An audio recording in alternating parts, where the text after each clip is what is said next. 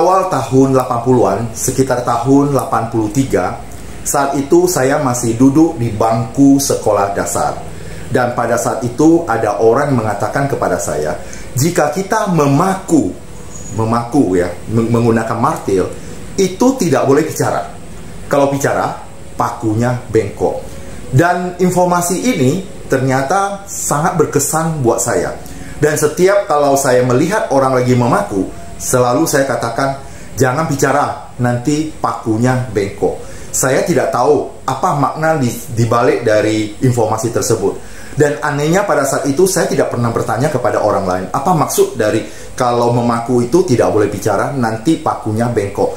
Dan lucunya juga, orang juga tidak pernah memberikan informasi atau penjelasan kepada saya tentang hal itu.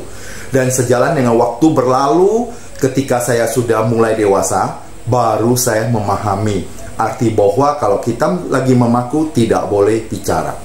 Kenapa kita tidak boleh bicara? Pada saat kita lagi memaku, kita berbicara, konsentrasi kita tidak fokus. Artinya kita tidak fokus, konsentrasi kita terpecah. Makanya karena kita tidak fokus, apa kita pukul ke kepala paku itu tidak tepat pada sasaran, akhirnya pakunya bengkok. Ternyata itu jawabannya. Nah, dari paku ini kita bisa mengambil satu hikmah bahwa kalau kita bekerja, kita harus fokus. Jangan kita memikirkan yang lain, kita selesaikan dulu pekerjaan itu, baru kita memikirkan yang lain. Nah, itulah sebabnya kenapa memaku tidak boleh bicara. Ketika kita mulai bicara, maka perhatian kita sudah, ya setidaknya seperempat atau setengah kita sudah dialihkan ke yang lain. Sehingga pada saat kita lagi memaku itu, konsentrasi kita itu tidak sepenuhnya kepada kepala paku itu. Maka paku itu akhirnya bengkok.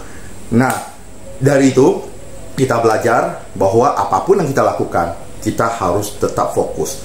Sama dengan seorang legendaris yang bernama Bruce Lee. Kita semua pasti sudah tahu siapa Bruce Lee. Kalau Chinese-nya namanya Lee Hsiao-long. Semua orang sudah tahu.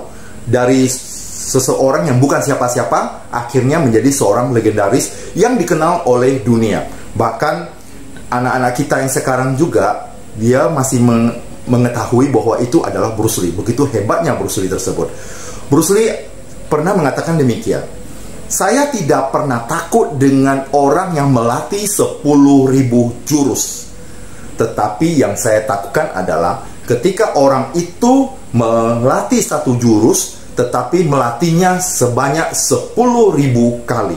Itu berarti orang itu fokus kepada satu jurus tersebut, sehingga ketika dia fokus, dia latih tiap hari. Contohnya kita menendang, tiap hari menendang, akhirnya dia sangat piawai sekali dalam menendang atau memukul. Nah, pada saat itu kita akan pukul karena sudah melatih sebanyak 10.000 kali atau sudah ribuan kali, maka sudah sangat hebat sekali dia memukul. Maka kalau kita kena tinju atau kena pukulannya, pasti kita akan jatuh atau roboh. Begitulah kita dalam hidup ini. Mari kita bekerja, kita fokus. Jangan kita memikirkan yang lain. Selesaikan satu pekerjaan satu demi satu, agar semua pekerjaan itu bisa diselesaikan dengan baik. Sama kita bekerja dimanapun, baik di pabrik, di kantor dan sebagainya. Apapun yang akan kita selesaikan, kita harus fokus dulu. Yang lainnya letakkan dulu. Kita harus mulai dari yang paling penting. Yang belum penting kita tepikan dulu. Kita fokus pada yang penting. Setelah yang penting itu selesai, baru yang lain-lainnya kita selesaikan. Akhirnya semuanya akan kita selesaikan dengan baik. Begitu caranya. Ternyata begitu artinya. Saya tidak pernah diberi penjelasan oleh orang lain. Setelah besar baru saya mengerti sendiri. Ternyata segala informasi kita juga punya pengalaman. Akhirnya kita mengerti sendiri tanpa informasi dari orang lain. Demikian, sahabat semuanya, bersama saya Sahari. Kita berada di channel Prolobi, profesional, logika, dan bijaksana.